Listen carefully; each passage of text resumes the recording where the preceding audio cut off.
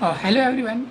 Today we will study one of the most frequently asked topic in computer awareness and computer science topics, that is computer memory.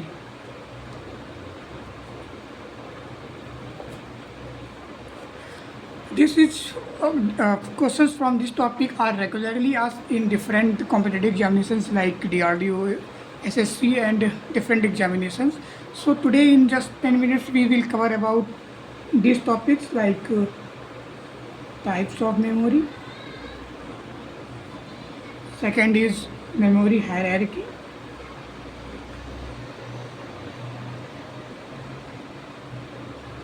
Third one is difference between SRAM and DRAM. Fourth one is cache memory. And then we solve some previous year questions that help you to boost your knowledge and confidence. These are the important topic in memory that is asked in different examinations. So first of all we start like a question about what is memory. First question is what is memory? So memory is the storage area. What is memory? Memory is the storage area. Memory is the storage area. Storage area of a computer. So memory is the storage area of a computer where we store data, instructions and results.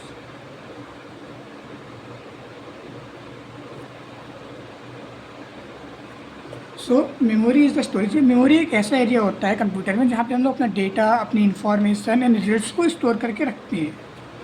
So memory के 2 types होते हैं.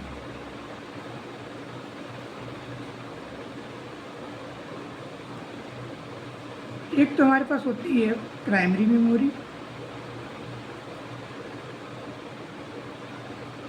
And एक second memory होती है जिसको हम लोग बोलते हैं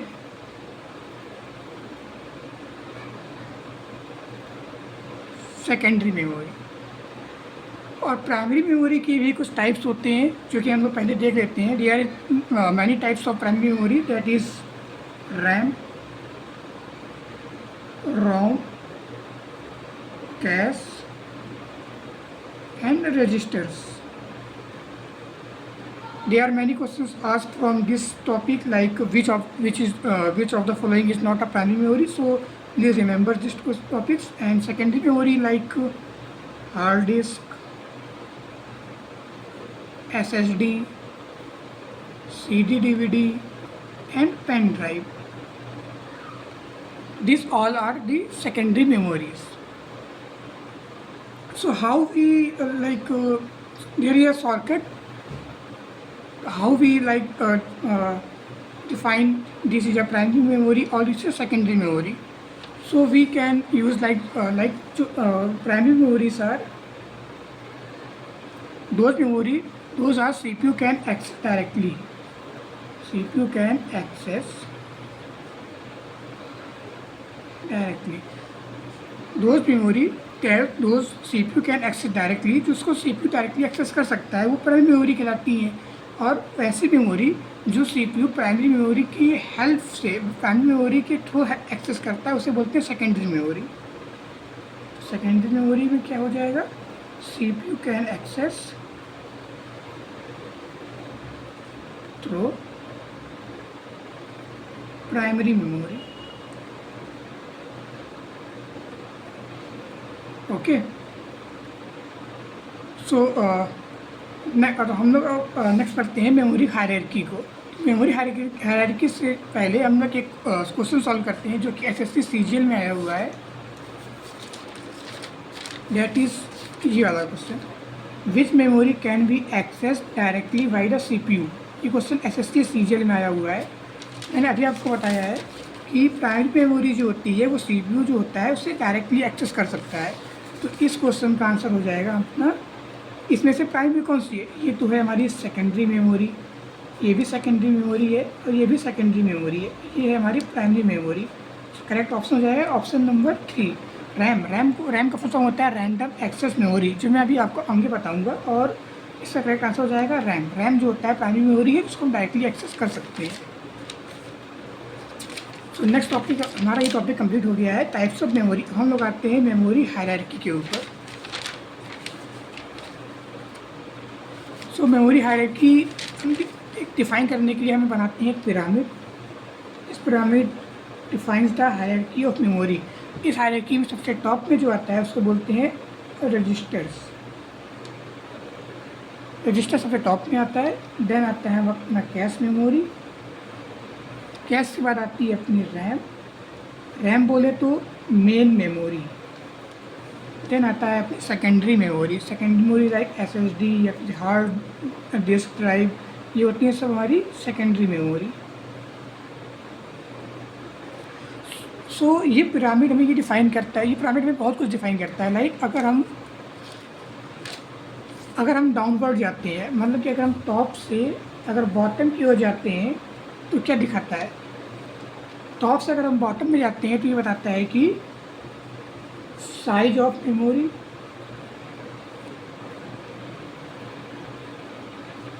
क्या होगी? इंक्रीज होगी।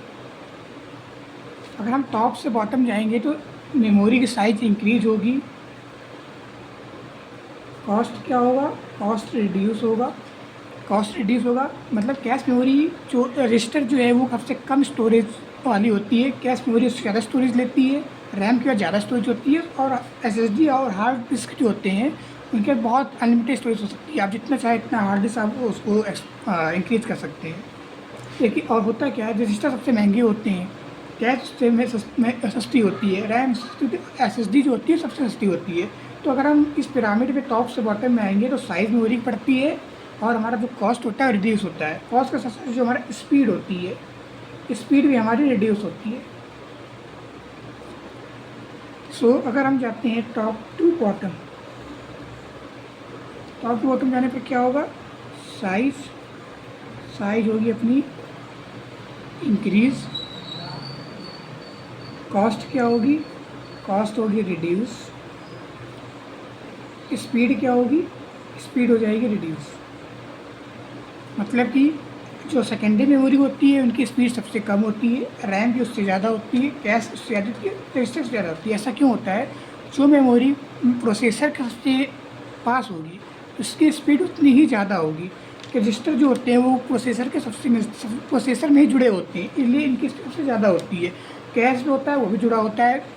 और रैम जो होता है थोड़ा प्रोसेसर दूर होता है, तो इसकी स्पीड थोड़ी सी कम होती है। SSD जो होते हैं वो डायरेक्टली एक्सेस ही नहीं कर सकते हम लोग, तो इनकी सबसे ज़्यादा स्लो होती है स्पीड। सो हमने अभी पढ़ा है मेमोरी हायरार्की। तो SRAM और DRAM में जाने से पहले सबसे पहले हम एक प्रीवियस ईयर क्वेश्चन सॉल्व करेंगे जो इसी बेस पे आया हुआ है अपने एग्जाम में। हम सॉल्व करते हैं ये वाला क्वेश्चन जो कि IB के एग्जाम में आया हुआ है। Arrange the following according to speed. Speed के हिसाब से हमको इसको अरेंज करना है। तो हमें बताया है पिरामिड में अगर हम टॉप से बॉटम जाएंगे तो स्पीड क्या होगी? कम होगी। लेकिन अगर हम बॉटम से टॉप में जाएंगे तो स्पीड इंक्रीज होगी। सबसे फर्स्ट क्या होता है? सबसे फर्स्ट होते हैं हमारे पास रजिस्टर। सेकंड नंबर पे आता है अपना cache, then main memory, then secondary memory. तो according to the option register, cache and RAM. Register सबसे फास्टेस्ट होता है, कैश सेकंड नंबर पे, रैम थर्ड नंबर पे। ये अपना ऑप्शन सही हो जाएगा। इस ऑप्शन में बोल रहा है RAM, cash and register.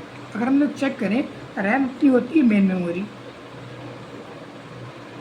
Then cash हमारा पिरामिड में कैश मेन मेमोरी से ऊपर आ रहा है, तो कैश की स्पीड जो होगी मेन मेमोरी से ज़्यादा होगी। तो ये ऑप्शन अपना रॉन्ग हो गया। Cash, RAM, register. कैश अपना टॉप में है, ठीक है। रैम उससे नीचे, ये भी ठीक है। और रजिस्टर तो होता है उससे टॉप में आता है, तो ये ऑप्शन भी गलत हो गया। और रैम, रजिस्टर एंड कैश, तो रैम तो टॉप पे आता है, हमारा रैम आता है, ये मेन मेमोरी होती है, ठीक है। रजिस्टर आ गया, रजिस्टर तो हमारा टॉप में होता है पिरामिड में, तो ये ऑप्शन इतना गलत हो गया। इस पिरामिड के थ्रू आप इस क्वेश्चन को आराम से सॉल्व कर सकते हैं, जो कि IB के एग्जाम में आया हुआ है, जो कि टफेस्ट एग्जाम होता है।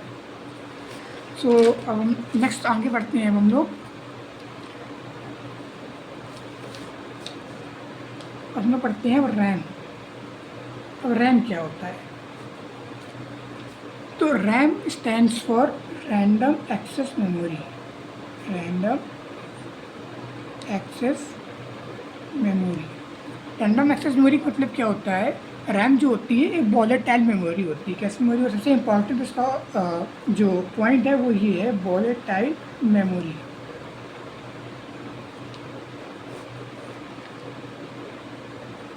रैम कैसी मेमोरी होती है? RAM volatile memory. इसका मतलब क्या होता है? जब तक अपना सिस्टम ऑन होगा, हमारा कंप्यूटर ऑन है, तब तक हम जो भी डेटा स्टोर कर रहे हैं वो मेमोरी में होगा। जैसे ही हमारा सिस्टम ऑफ होगा, इसमें स्टोर किया गया सारा डेटा जो होता है वो लॉस हो जाता है। इसलिए इसको बोलते हैं हम लोग वॉलेटाइल मेमोरी बोलते हैं। वॉलेटाइल मेमोरी का अगर मैं आपको अच्छे से समझाऊँ, वॉलेटाइल मतलब क्या होता है? Volatile means if power of, if power off then data is lost। अगर पावर ऑफ हुई तो डेटा हमारा लॉस हो जाएगा। और रैम जो होती है वो 2 टाइप की होती है। रैम जो होती है वो हमारे पास 2 टाइप की होती है। एक होती है हमारे पास एस रैम एंड एक होती है डी रैम। ये भी सबसे इंपॉर्टेंट टॉपिक है। रैम के टाइप से काफ़ी क्वेश्चन एग्जाम में आते हैं। सबसे इंपॉर्टेंट टॉपिक रैम का क्या है? रैम का full form random access memory, जो बहुत बार पूछा गया एग्जाम में। एंड देन रैम जो होती है वो वॉलेटाइल मेमोरी होती है। क्वेश्चन पूछा जाता है कि which memory is volatile then RAM. अब वॉलेटाइल का मतलब क्या होता है? अगर सिस्टम जैसे हमारा पावर ऑफ होता है, इस मेमोरी में जो भी डेटा स्टोर होता है वो डेटा जो होता है लॉस हो जाता है। इसका मतलब होता है वॉलेटाइल। अब S RAM and D RAM में क्या डिफरेंस है? इस एग्जाम में क्वेश्चन पूछे जाते हैं, S RAM and D RAM में क्या डिफरेंस है। तो एस रैम जो होता है, ये एस रैम जो होता है ये होता है फास्ट होता है, डी रैम से फास्ट होता है। और डी रैम जो होता है ये एस रैम से स्लो होती है। क्यों होती है मैं बताता हूँ आगे। सेकंड पॉइंट क्या है? एस रैम जो होती है वो होती है कॉस्टली, और डी रैम जो होती है वो चीप होती है। चीप जो है comparison to S RAM, S RAM के थ्रू ये चीप होती है। Third point is no refresh, और इसमें थर्ड पॉइंट हो जाएगा रिफ्रेश रिक्वायर्ड।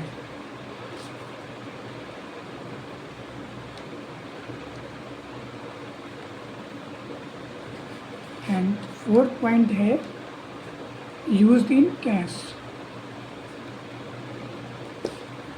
एंड इसका फोर्थ पॉइंट है used in main memory. So first of all, in SRAM and DRAM, the most important point is third and fourth point. In SRAM, no refresh is required, but in DRAM, refresh is required. Why refresh is not required and refresh is required? Because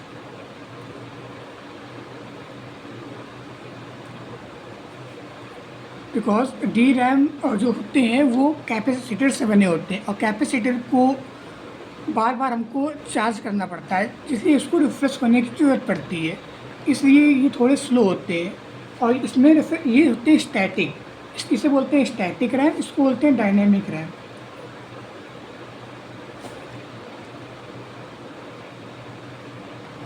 जो चीज़ static है जाहिर सी बात है वो fast ही होगी, क्योंकि data उसमें कुछ चेंज नहीं होता है। डायनेमिक रैम में डेटा बार बार चेंज हो रहा होता है, इसमें बार बार हमको रिफ्रेश की ज़रूरत होती है, इसलिए ये स्लो होते हैं, ये फास्ट होते हैं। और जो एस रैम जो होता है उसको यूज़ किया जाता है कैश मेमोरी में, और डी रैम का यूज़ करते हैं मेन मेमोरी में। और कैश मेमोरी जो होती है वो पिरामिड में मेन मेमोरी से ऊपर आती है, इसलिए एस रैम जो होती है कॉस्टली होती है in comparison to D RAM. ये काफ़ी इंपॉर्टेंट टॉपिक है। ये पॉइंट जो मैंने बताए हैं इससे एग्जाम में डायरेक्ट क्वेश्चन पूछा जाता है, और मैं आपको क्वेश्चन भी दिखाता हूँ जो पूछा गया है एग्जाम में। दैट इज़ ये वाला question, refreshing is required in, DRDO में आया हुआ है, DRDO defence research development organisation, जो कि कंप्यूटर साइंस काफ़ी अच्छे क्वेश्चन बनाती है, इसमें आया हुआ है। रिफ्रेशिंग किस में रिक्वायर होता है मैंने भी बताया हुआ है। एस रैम जो होती है स्टैटिक होती है, डी रैम होती है डायनेमिक, और रोम होती है रीड ओनली मेमोरी, कैश होती है कैश मेमोरी। तो जो रिफ्रेशिंग रिक्वायर होती है वो होती है अपनी डी रैम में। कैश मेमोरी होगा नहीं, cache memory is a type of cache memory क्या होती है, एस रैम होती है। एस रैम में तो स्टैटिक होती है, इसमें ज़रूरत होती नहीं हम लोग को रिफ्रेश करने की। और रैंडम रीड ओनली मेमोरी कुछ काम है नहीं, इसका ऑप्शन हो जाएगा अपना डी रैम डायनेमिक रैम, इसमें हम लोग को रिफ्रेशिंग रिक्वायर्ड होता है। लेकिन हम लोग आगे बढ़ते हैं, अब पढ़ते हैं हम लोग रोम। रोम से भी काफ़ी क्वेश्चन आते हैं। रोम का फुल फॉर्म और रैम का फुल फॉर्म काफ़ी इंपॉर्टेंट है, तो उसको अच्छे से आपको रिमेंबर रखना है। रोम stands for read only memory. RAM को बोलते हैं read only memory.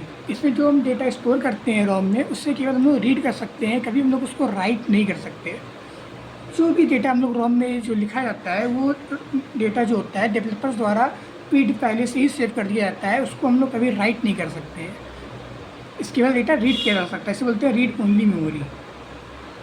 Important point क्या होता है रैम और रोम जो होती है वो नॉन वॉलेटाइल होती है, मतलब पावर अगर ऑफ भी हो जाएगा तो इसमें लिखा हुआ जो डेटा होता है वो कभी लॉस्ट नहीं होता है, इसलिए इसे बोलते हैं नॉन वॉलेटाइल मेमोरी। और सबसे इम्पॉर्टेंट चीज़ जो रोम में जो क्वेश्चन पूछे जाते हैं, वो पूछा था रोम में क्या स्टोर होता है, ऐसी क्या चीज़ें स्टोर होती हैं जिससे केवल रीड कर सकते हैं, राइट नहीं कर सकते हैं। वो चीज़ें हमारे सिस्टम को ऑन करने के लिए काफ़ी इंपॉर्टेंट होती हैं।